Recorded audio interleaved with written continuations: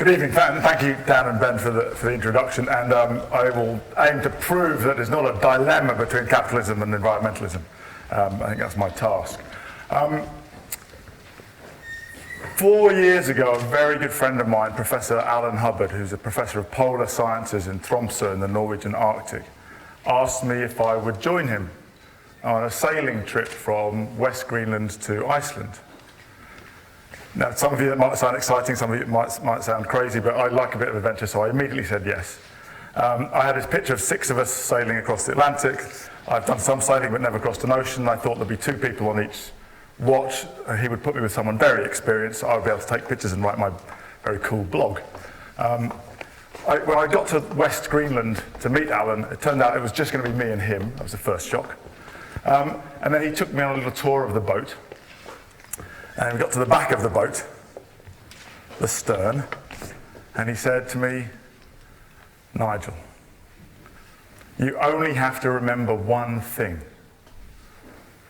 If you fall overboard, you are dead. So I thought I can probably remember that. And we had a wonderful trip down the west coast of Greenland, through the deep fjords of the southern tip of Greenland, in and out of icebergs. And then we set off across the Atlantic, and as we did so, I don't know if any of you have ever crossed an ocean. It's the most amazing experience. The land disappears below the horizon. You know, the peaks and the ice cap of Greenland fell below the ice, and I felt this really sort of strong connection with the first Viking, Eric the Red, who made that crossing 1,000 years ago, roughly. And it occurred to me that in order to make a voyage like that, there's a huge act of imagination that's required, first of all. You know, you have to actually believe, you have to think about the possibility of crossing the ocean and making it to the other side. And then, of course, you have to put that into action. So I've come to think more and more about the way that we think about the future and what's possible, and the way that we then act from that imagined possible future really matters. And often we think very poorly about the future. We're not trained to think about the future, and the media doesn't help. So I'm really excited to be here with lots of young minds. As Dan said, I was at college with his father. So I'm now an old mind, and I'm thinking in 2050, when you're approaching my age, what will the story that you will tell about the way that the world dealt with the potential disaster of climate change? I mean, I hope it's like a kind of action movie where there is a potential disaster. You know, if you read the science of the implications of a 2-degree climate change increase in temperature versus 1.5 degrees, it's pretty scary. If we do even less and it goes much worse, it's really disastrous. But you know, good disaster movies have some heroes who come in and save the day. And you know, Bruce Willis, Angelina Jolie, people like that. I see there are some staff here who may remember those. I went through my notes with my team, who are mostly in their 20s, and they were like, no one who's 17 or 18 will know who they are. So I have to look at my notes. So action heroes like Dwayne "The Rock" Johnson or Gal Gadot, from apparently it's Wonder Woman. So you know, what we need heroes. We need actors who are going to refuse to accept that the world is on the path to disaster and act to change the route. And my hypothesis is that business is hugely important in that, and business can play that role. And so how business thinks about the future, but also how we think about business really matters. So let me ask you, when I say climate change, what sort of images come to mind? To most people, it's like the polar bear on the rapidly melting iceberg, or wildfires, droughts, floods, you know, kind of crazy weather. In a way, that's a good response, right? Because it's accurate, it's fact-based, and the science tells us that those sort of things are going to only increase. So dealing with negativity, honestly, like facing up to it really matters, right? If we hide away from that, then we won't respond. So it can be a real motivation. But if I ask you, what do you think about the human response to climate change? Most people will start to think about President Donald Trump pulling out of the Paris Agreement, or those chimneys belching out smoke, and something that they've heard about China building a coal-fired power station every 3 minutes, or some sort of factoid. I'd say that's bad. That's not helpful. Because there you've been sucked into a trap laid by the media based on a well-known cognitive bias, a way that our minds misread the reality of the universe. It's called the negativity bias.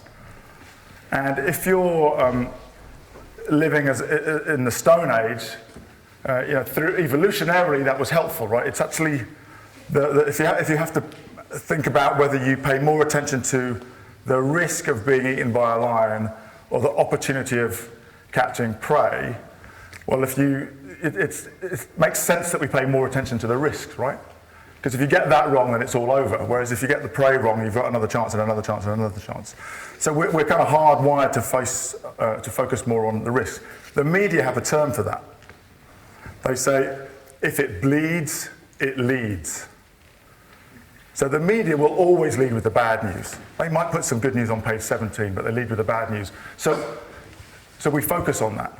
And of course, in this sort of rapid-fire Twitter age, we get bombarded with bad news. It's not that there isn't bad news, by the way. I'm not saying that Trump's good news or that Brexit is being handled well. But we are drawn to focus on all the bad news.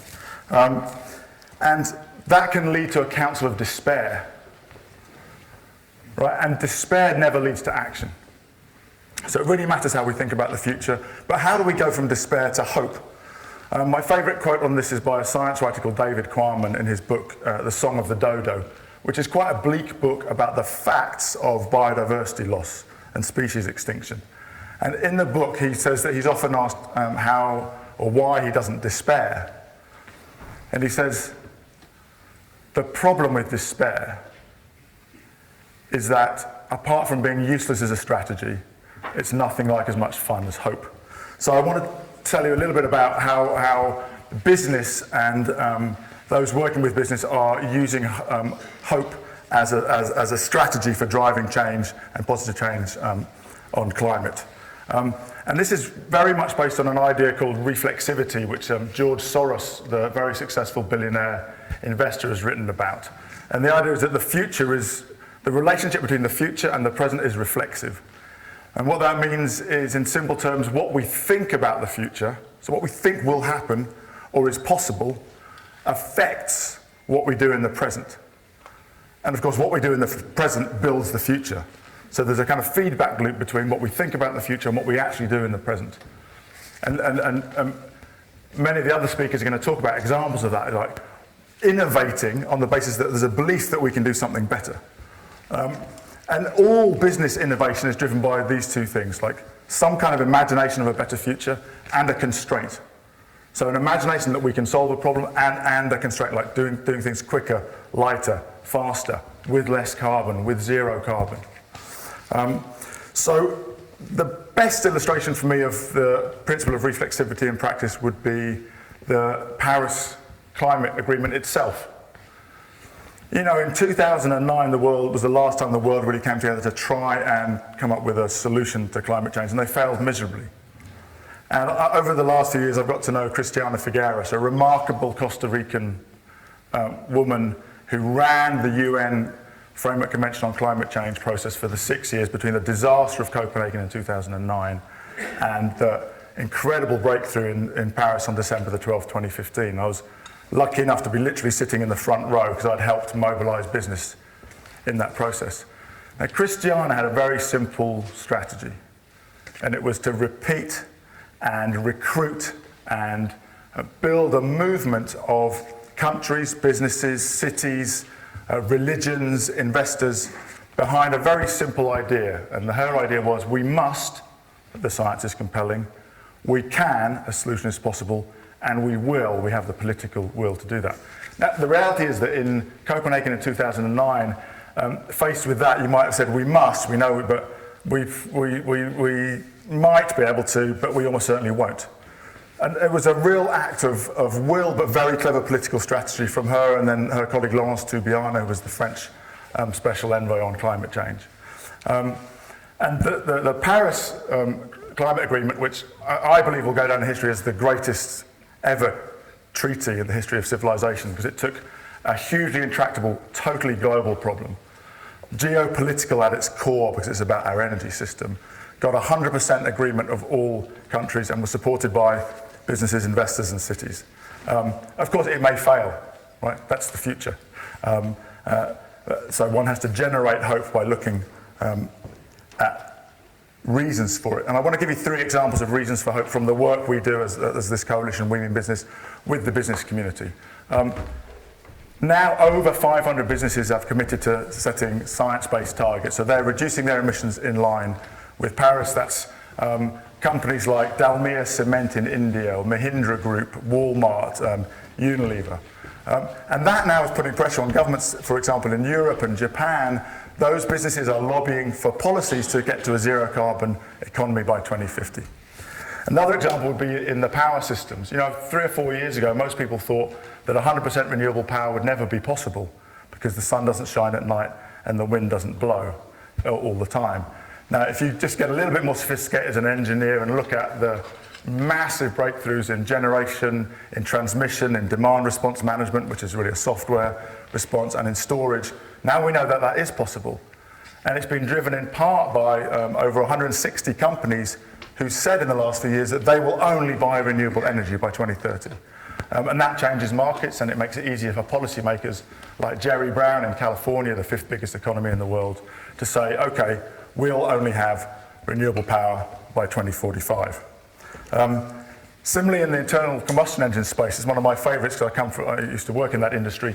3 years ago, nearly everybody thought the internal combustion engine will probably be around till 2060, 2070. Now, most people in the industry think it's going to die in the 2030s. So much so that even the CEO of an oil company, Ben van Beurden from Shell, said he would welcome the UK government bringing the end of the internal combustion engine forward from 2040, which is the current law, to even earlier, because it would improve their ability to manage the capital investment decisions they have to make along the way. So, if we're going to have a zero-carbon future, it will be driven by business. But its success will depend on how business thinks about the future, but also how you think about the future. So I just would like to imagine if you were writing the script of that disaster movie with a happy ending, well, if you were writing the script of that disaster movie, what ending would you choose? And what role would you play? And you should think very carefully about that, because the future that you imagine, the future that you think about, is likely to come about. So think very carefully about the future. Thank you.